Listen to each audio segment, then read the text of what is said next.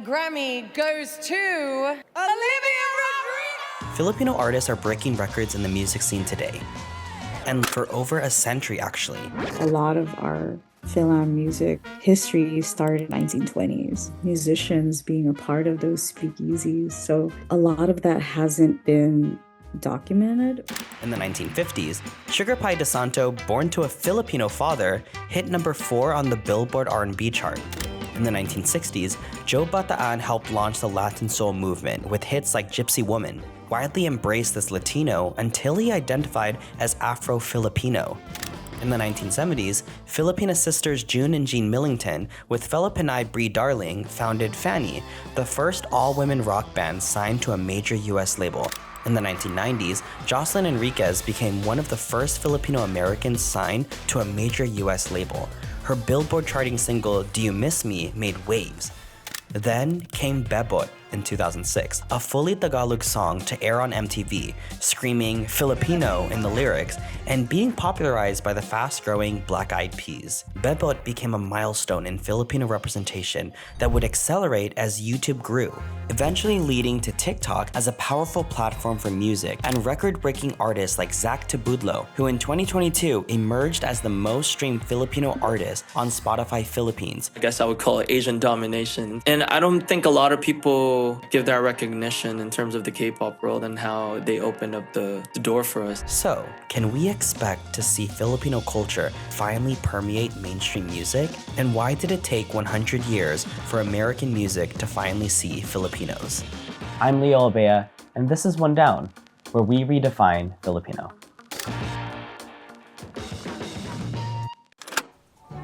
It goes back pretty far, our FilAm music. A lot of the first music was really coming from farm workers who were, on their days off, like playing at home or hanging out. Through funds, like there's records as well of musicians being a part of those speakeasies. So it's in line with our immigrant experience. While Filipinos often had to change their last names to book gigs, Filipino bands as well as individual musicians were still part of the scene, playing a diverse range of music including jazz, swing, and waltz, performing in labor camps and Prohibition-era nightclubs. Even Louis Armstrong's drummer, Danny Barcelona, was Filipino.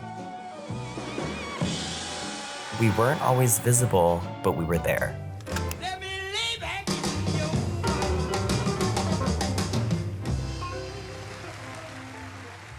There are some legendary, singers are now well into their 90s. So Fanny was a all-female rock band in the 1970s. 3 of them are Pinay. They were the very first all-female rock band to be signed to a major label at that time. But they also, were going through the journey of being female in rock. These are the guys who are still around. Like, unfortunately, prior to that, not many are around. We just didn't hang together long enough to really break through all that prejudice and skepticism.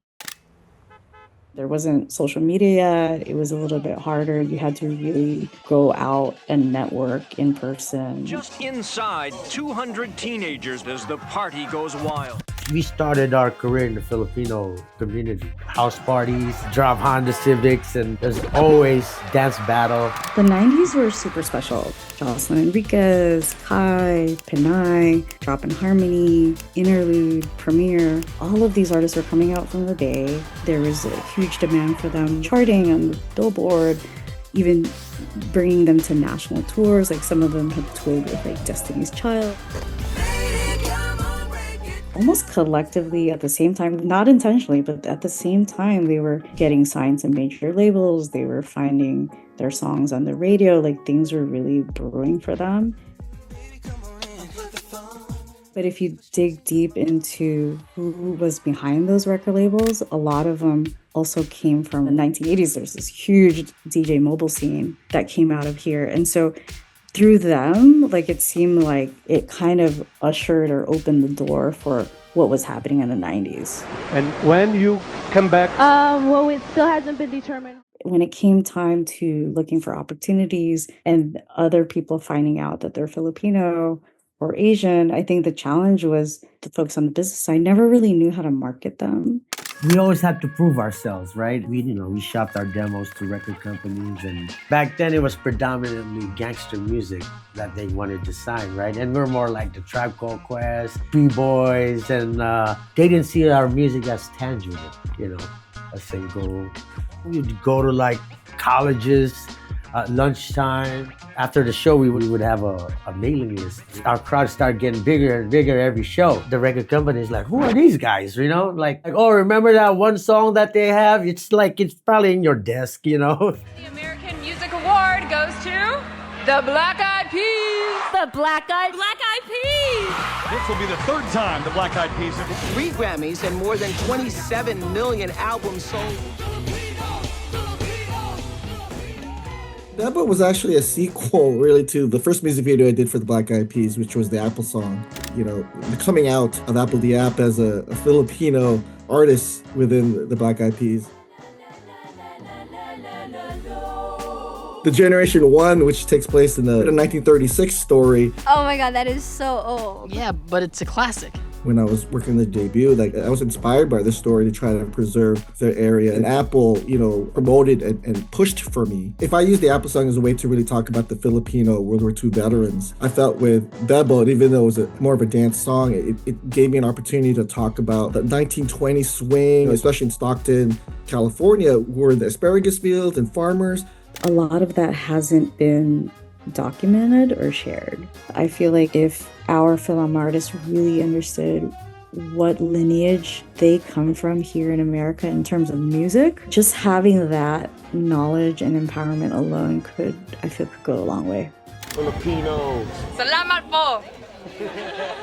Bebot Generation 2 literally took the music video narrative of Dr. Dre, Ain't Nothing But a G Thing, right, with Snoop Dogg. So we actually shot it in the same park as this video. We did the whole house party vibe, and we added our own Filipino flavor. And what I thought was more important was to incorporate a lot of our own celebrities. So 2 of my artists were in the Bebot video, Lori and Lee J. Abukayan. Lori, she was an R&B vocalist, and Lee J was this world champion beatboxer. Behind the scenes, just getting everybody together was like, that never happened. And so it was just amazing to see that for the first time. This was a 4th of July weekend shoot. I remember this in 2006. A lot of my friends from the Bay Area drove down for the road trip. American Idol's Jasmine Trees and Camille Velasco there. Bamboo and Kiwi were there from Native Guns. DJ Icy Ice. The Bebot mom, Luella Angela, is one of my good friends. And this was a chance to, uplift them and network. Obviously it made a mark musically and visually, but even behind the scenes, I think it also did the same.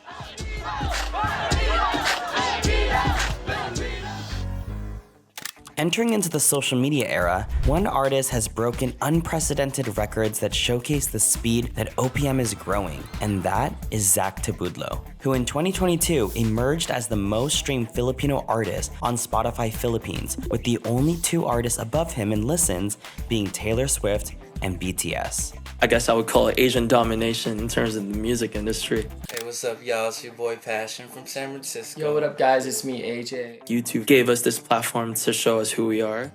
Nothing I can do to keep my heart away. That's why there's so much opportunities nowadays, because one of the big factors was when K-pop blew up in the US and gave us a door for the Asian community to come in and show capabilities of being an artist blowing up worldwide. I think the struggle of the past, basically only the majors were able to really push for their artists out. You would really need to either fly your artists to the territories that you want to introduce them to, or really buy ad spend on television, on radio, on print in order for you to do that. It really starts with how tech has evolved and how we're all now able to consume media that's from other parts of the world. So we were called the pandemic babies in a way. Addie and Arthur Neri and all these friends of mine. The overwhelming authenticity and overwhelming relationship between people being stuck at homes. I kind of targeted that heart of theirs. The timing and execution of Zack's music became evident in his song Pano,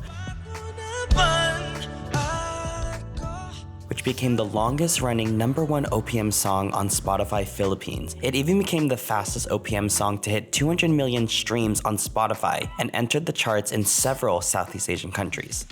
Whether it's what people in the Philippines are into and whether what people outside of the Philippines are into. And I feel like that influences how songwriters write, how artists perform, how we release music has definitely evolved from the 80s, 90s, and 2000s. So whether it's a simple Instagram reel where you add your music or a TikTok video where you use the song and you dance to it.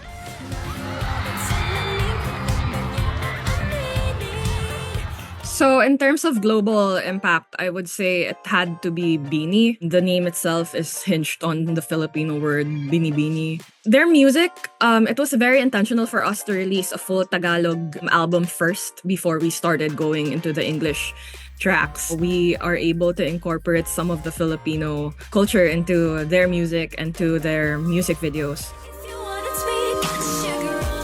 So we also have artists like Maki, who got a nomination in Japan recently. He's really involved with the songwriting and even the narrative to his music videos. He has co-directed some of them. The Filipino sensibilities come out in terms of the lyrics.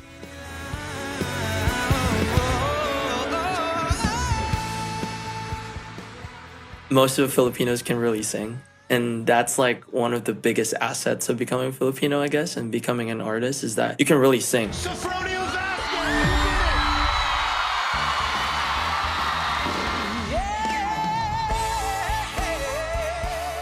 That culture, unintentionally passed on to generations, has always been like the key into getting there.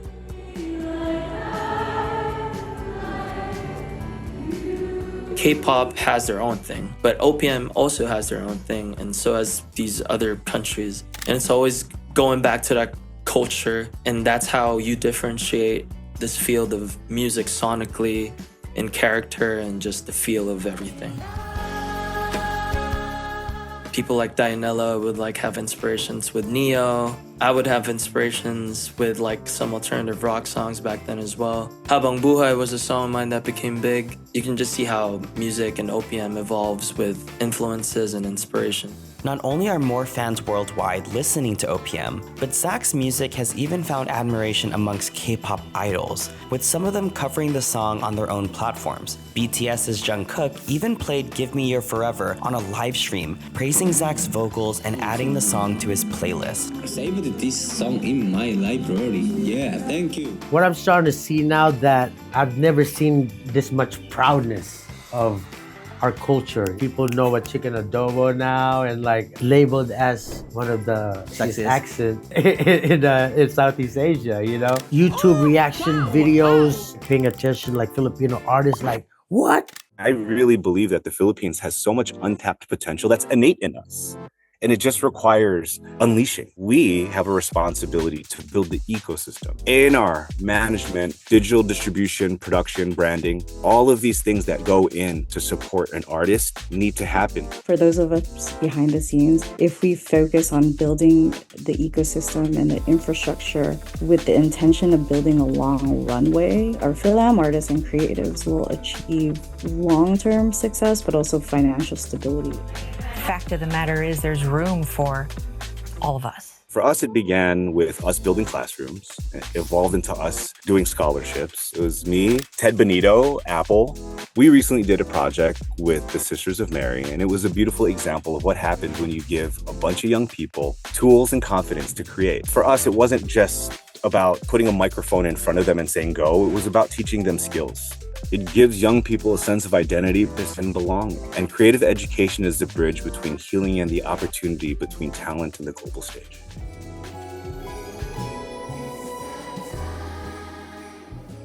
At the same time, technology has made it so much easier for cross collaboration to really then like have a real pipeline. I think we're already in it. I think it's already happening. The Academy is best known for its awards, but really at its core, it's really a purpose-driven organization that supports music creatives of all backgrounds. It's like a community for music people. So that's how diverse the music industry is. Today, it's a little bit different because I think a lot of those lines and boundaries have gone away. It's really even more about the music because a lot of the next generation isn't so concerned about, you know, what the artist looks like. And the Grammy goes to Bruno Mars! We're impressed with artists like YN, Denise Julia, Flo G. These artists are emerging, and I really personally believe that the Philippines is experiencing a golden era in music today. We are so grateful to receive this award, but you see, this award isn't just for us. It's also for those people who believe in us and who have been a part of our journey. From our hardworking team and management, ABS-CBN. In terms of ABS-CBN and outside of the Philippines, we do have partners that we work with. We acknowledge that we need help promoting our artists outside of the Philippines, and that's why we have marketing consultants in the US. We have teams in Asia to help us promote, and that we do need to understand more about how the markets of each territory goes. If you take a look at the Filipinos in the diaspora, we're not better. We're actually part of the greater Filipino community. What's different about Filipinos from the diaspora is that we grew up in places that had different things. And today, some of the things that we have grown up with are treasures for us to transport. And I hope to take the things that we have learned wherever we might have been, you know, globally, to go back home to connect in the spirit in how Apple himself has helped. I mean, he'll tell you himself. The reason why he does what he does is because someone helped him. I think it's the reason why Apple was so popular, right? Because yes, he was mainstream and people could argue, oh, it's because of the Black Eyed Peas, but Apple used that platform. It was upon his reaching and he took advantage of it. He knew and it showed his authentic voice. Lapit mga kaibigan at makinig kayo. Ako'y may dala-dalang balita galing sa bayan ko. Tagalog is like beautiful, but how is it universal? How can the next culture, next country could relate to this song? It doesn't matter if it's like 5 years ago, 10 years ago, or like decades ago. Until now, people would feel your authenticity. The longer you're in it, the more you invest, I do believe will really result into greater success, like more than we probably believe ourselves. And we are BINI from the Philippines! Hopefully, our artists aren't the only one who's able to cross these borders, hoping for the success of different OPM artists and really introducing Filipino music to the world. My team and I flew to America. We just announced it in the Philippines. It was just really fascinating and nerve-wracking because like I see it on TV shows before and like YouTube videos, and now I can like see it in person. The US market itself is such a hard market to kind of like tap on because people there have so much of the strong culture that's always been there throughout the years. Production techniques and just learning how to do it their way and at the same time incorporate my style. And so every time I would create my music, they would always want something that still me, but still incorporate the knowledge of how they create their music in America. Me being Filipino and being able to like cross that flag all over the world and just try and do my best to do my part and make music and try to get there. I think that's always been like a goal of mine. So no matter what happens, it's always going to be Filipinos behind me and just in my heart. Thanks to the Recording Academy for collaborating with us at One Down to highlight Filipino contributions to music over the past 100 years. As part of this year's AAPI campaign, we joined the mission to amplify stories that have too often been left out of music history. Filipino artists have always been part of the soundtrack. Now it's time they're recognized for shaping it. We are resilient, we are courageous, we are golden. Thanks for watching.